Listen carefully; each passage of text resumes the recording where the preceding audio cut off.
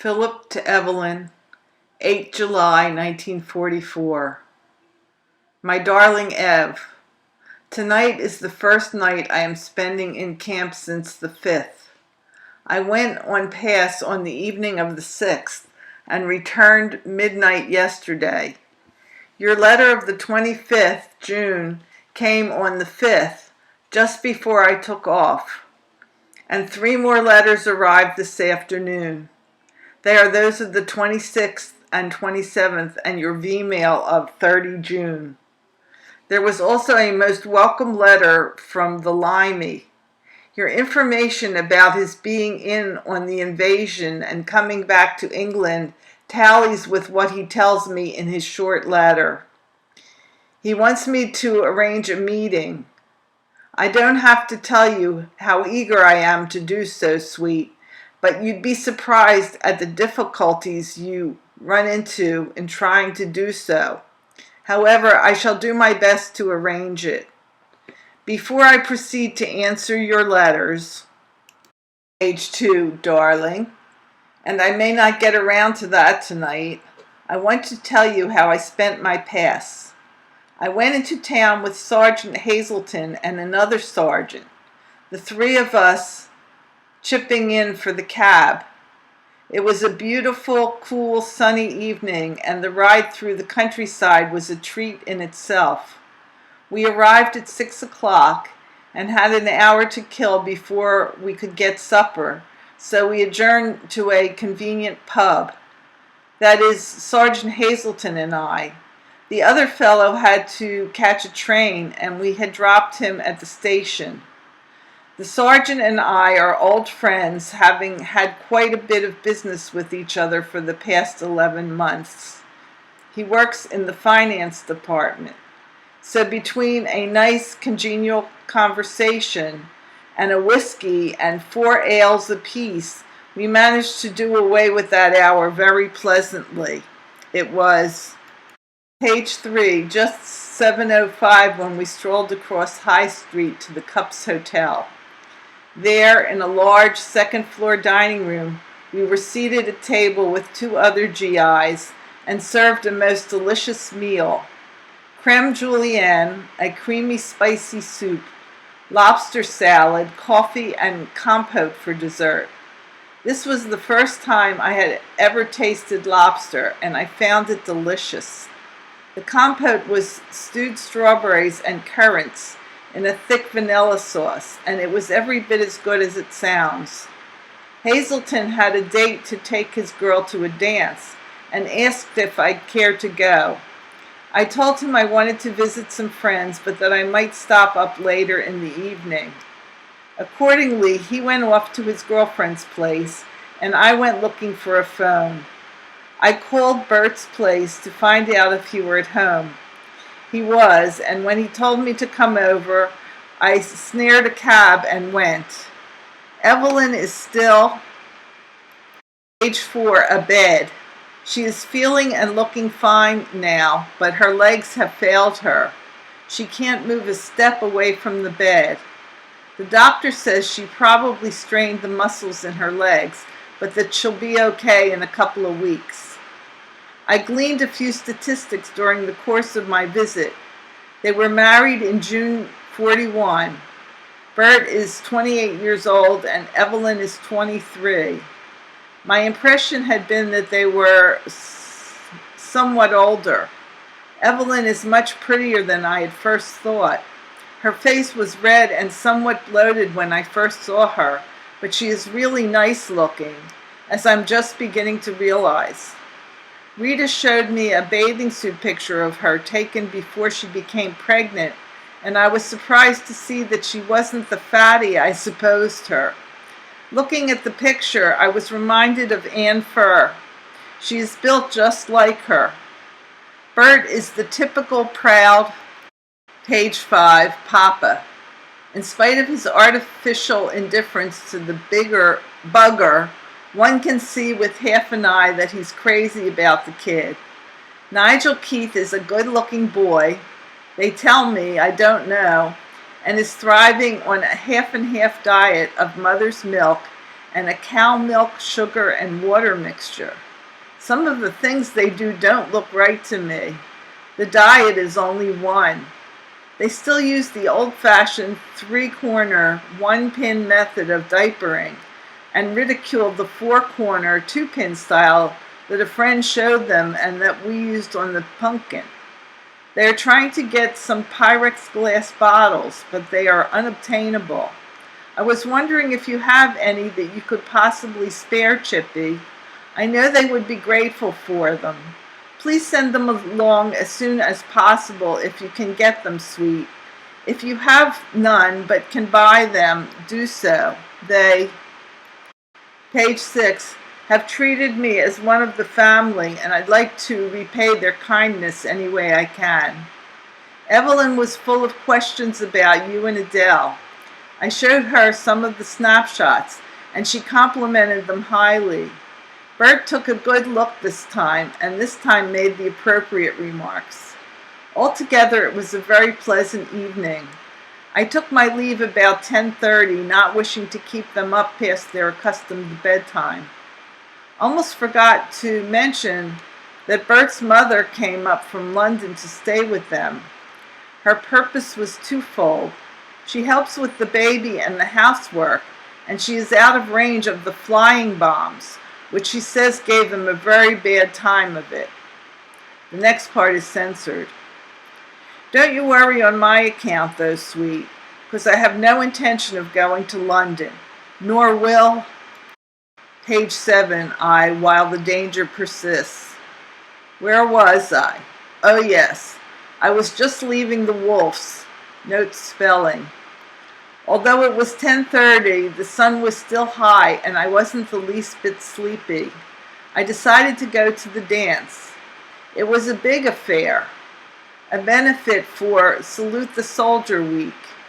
An English orchestra provided dance music of the old two-step variety, and while this was going on, the dancers were hardly worth watching. But a little later, they gave out with a few British folk dances, and it was like nothing I ever saw before. These I enjoyed very much. There were as many civilians as servicemen at the dance, which was unusual. The men were from 16 to about 50, and the girls from 13 to 60. It wasn't uncommon to see a youngster of 16 or 17 waltzing with a woman in her 30s or 40s, and vice versa. Watching the dancers, I was host to a, page 8, variety of thoughts and emotions. I was sorry for, yet disgusted with the slovenliness of the girls.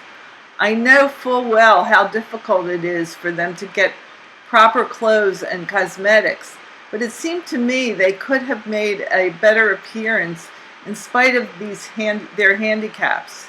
The great majority of them, though, couldn't be attractive under the best of circumstances. The plain ones didn't give a damn about their clothes or makeup, and those that fancied themselves pretty painted themselves and conducted themselves like so many harlots. Altogether, a pretty weird-looking gathering. Still, I found it all rather interesting, and I did enjoy watching the dances native to this part of the country. In fact, so absorbed was I in anything and everything that the night sped by unnoticed. I left only when the dance was, page 9, over. Forgot to say that I met Hazelton and his girl there. She was, far and away, the best looking of the lot, in a quiet homegirl sort of way. You know what I mean. I taxied back then, 1 a.m., to the Red Cross Club and went to bed. The morning was gray and drizzling, but I was feeling well and rested and rose early, 8 o'clock. After a breakfast of eggs on toast and coffee in a small cafe, I bought 3 newspapers and headed back to the club to loaf and catch up on the news. I had hardly settled myself when the Red Cross hostess came over to ask if I cared to join the party that was about to set out for the castle on a sightseeing trip. I was just in the mood for that sort of thing and promptly rose and joined them. There were 5 others in the party, The castle is about page 10 minutes walk from the club. I could write reams about the things I learned about it, but you'll have to be content with the essentials for the time being. Originally, the place was the site of the first temple erected by the Romans in England. Later, a certain English queen, I don't know her name, drove the Romans out and destroyed the temple. The foundations, 15 feet thick, though, were beyond their capacity to destroy. The English then, 1042 AD, erected the castle on the original foundations.